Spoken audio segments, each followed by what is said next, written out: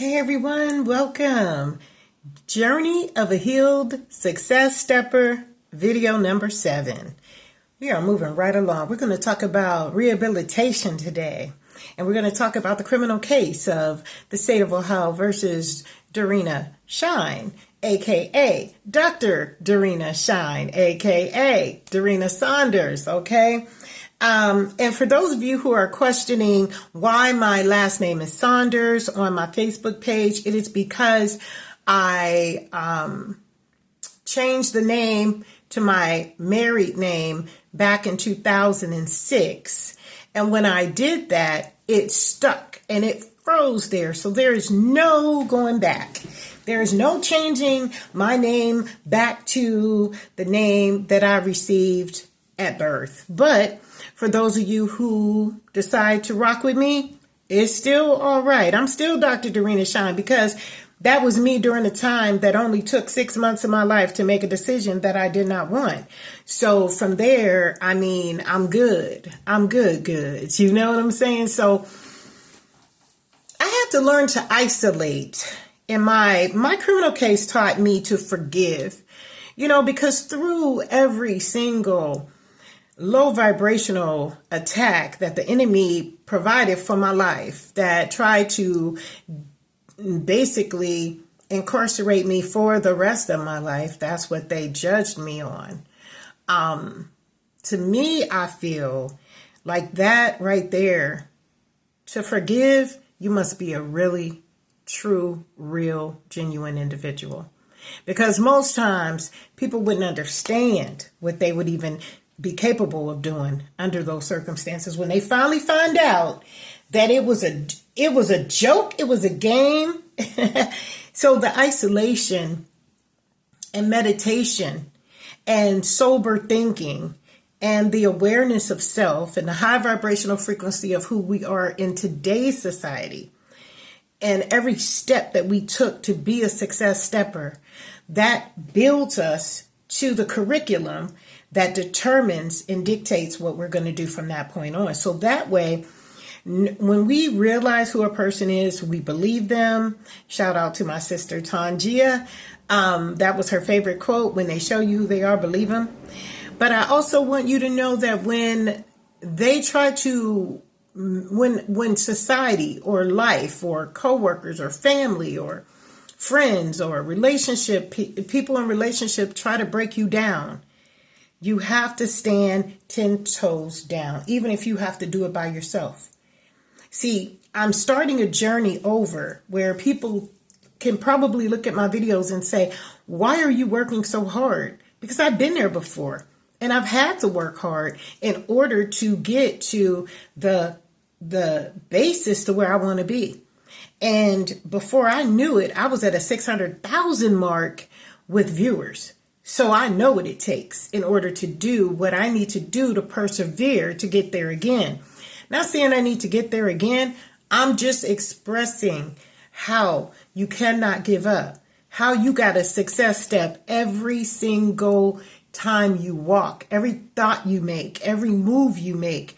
You have to think as if you are making that move for your success step. And then that analyzes and helps you to create a narrative that people will represent and respect. Okay? Even if you do have low vibrational frequency individuals trying to break you down, it doesn't matter. So let's get right into the video today. Rehabilitation. Okay?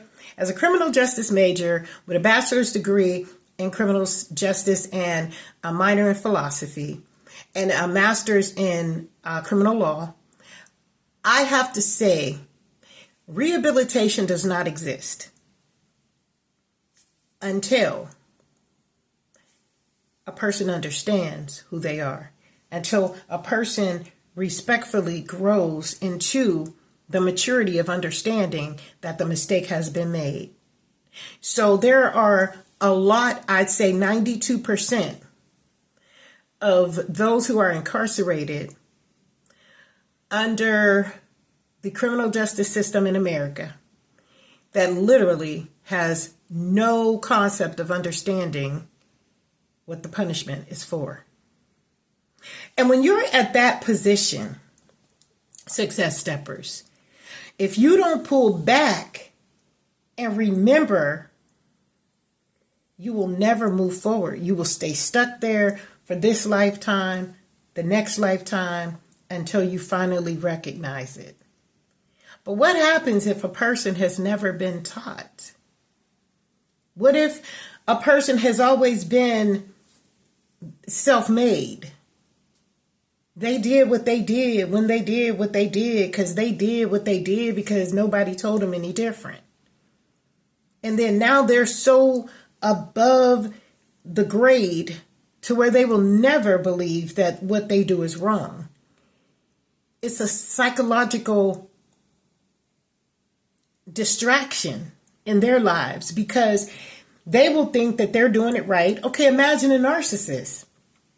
They think they're doing it right. It is what it is. There is no moral integrity there because if it was, people wouldn't be hurting. People wouldn't be suffering. People wouldn't be, just surviving to get to the next position. They would be successful. They would be, in a position where they can make their next moves. See, the criminal justice system took that ability away from me. They took it away from me because of the fact that I was in grief.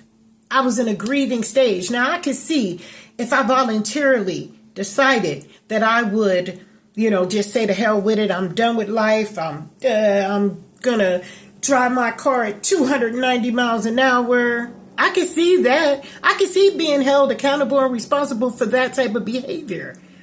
But again, if you don't know what you're doing is wrong, then how will you ever be able to evaluate the situation? How will you ever be able to reestablish yourself? How will you ever be able to reinvent yourself or rehabilitate yourself? And if you think about habilitate has habit, if you break down the word, it's redoing a habit that you've always done. So how does the criminal justice system expect a correctional institution to provide you with the needed necessities if you've never been habilitated? But when you sit back and you look at your life and you say to yourself, I have been habilitated. I have been raised the correct way. I have morals and values and integrity and, authenticity. Even if life tried to steal every ounce of it away from me, I still have it. It's still within me. It's in me. It's not outside of me. It is not with the title. It is not with, I came to the planet with it. So no man can take it away. And as a success stepper, when you talk about rehabilitating yourself, you have to start from the root of the matter. You have to go within. There was a time when I was younger and my grandmother, she had an after hour spot, all the men and the women who worked, they would come over to our house after the bars closed, did whatever. And I had to stay in a certain location. I wasn't able to go out there and see what was going on. So I was raised in an environment that had certain rules and regulations and guidelines. So I was used to following rules. The liquor and the alcohol and all of that was right in a sliding closet of my bedroom, in my bedroom. I was the only one in the room. When the door was shut, it was just me knowing what was behind that closet. But I had such a respect for my grandparent, for my grandmother, Dorothy, that Dorothy did not play that. I don't know if she had the liquor marked. I don't know if she had, I don't know, but I just never touched it. I had no desire to touch it. My rule was I sit back and I listen to these people get happy and all I hear is, music and party and talking and all of that. And I would drift away to sleep with that. But when the reality came, you're talking about habilitating yourself. I had to go back to the root of the matter. The matter that maybe in my psychological aspects of my life, I may have wanted to be out there having fun with them because fun was what everybody was doing, right? So when it becomes too difficult in my life and I isolate myself within a grieving stage, the last thing I want to do is keep going, and keep giving of myself. So I back up and I go into a space and a mindset that now I'm an adult, right? Remember, we talked about on the journey of a healed success stepper, I think video 1, we shared that when you're an adult, you think it's over. You think, okay, I'm grown, I'm big, I can do whatever I want to do. But the reality of it is you cannot, because you're going to elevate, you're going to deal with consequences to your behavior. So it's not just because you're an adult, you have the capabilities to choose to do whatever it is you want. And sometimes, even as an adult, you need to be very, very mindful of how the step is going to work in your favor every single move you make from that point on. And that's how I live my life today. So I forgive everyone, including myself, most importantly. Out of all the people to be forgiven, I forgive myself because of the trauma that I didn't even know I was under, because of the stipulation of how this bureaucratic society has controlled me as an African American woman within a system that still survived its very attacks. It's like going to war and coming out with your mindset, coming out with nothing wrong with your body, coming out with healed, coming out healed. That's a war but yet you fought, you know? As a success stepper, the goal from this point on in my life, and hopefully in yours, leave it in the comment box, is to constantly not sit here and point the finger and blame someone else and be the victim and excuse the behavior that someone else has done to you. No, it's to point within and to say to yourself, why did I allow this to take place in my life? I was grown. I thought I had it going on. I thought I was independent. I thought that I was connected and conditioned to know the next level devil.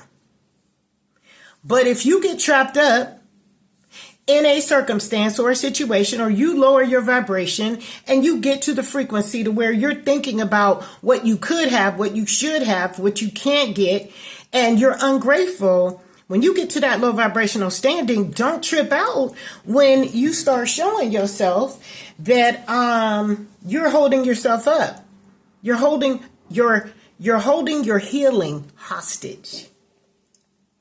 That's why I had to forgive and I had to isolate, because the world only accepts the rewards that it gets credit for. So the world had nothing to do with my grieving and how I was going to take it and handle it. But I learned through my mistakes, through my failure, through my criminal case. I learned that the world don't give a damn about me. Who am I? The entitlement does not belong to me. It belongs to those who believe that they are nothing.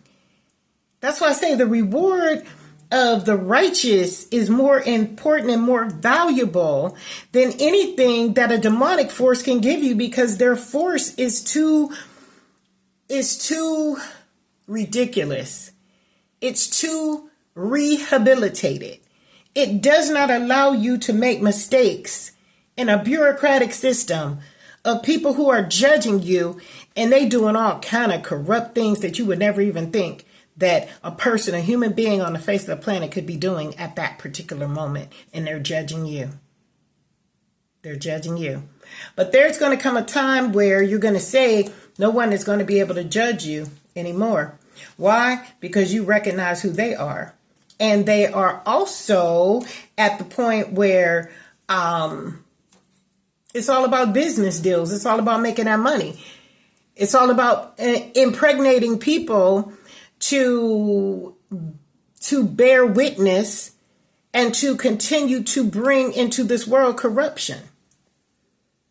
And the earlier you isolate and impress an innocent individual, an innocent spirit, an innocent soul on a low vibrational frequency, the more demonic forces we will continue to have. I ran into a person who told me that their father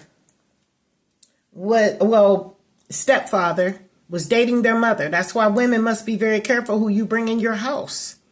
It's not always about having that man, okay, to keep you warm at night. It's not always about that, because we can put our children in harm's way. This stepfather chose to abuse this child, and the child tried to fight back as a child. But this adult, when the child was asleep, did some horrible, horrific thing to this child, to where it messed him up mentally, and where he walks around this world feeling as though he's still in the process of the continual happening of that very night.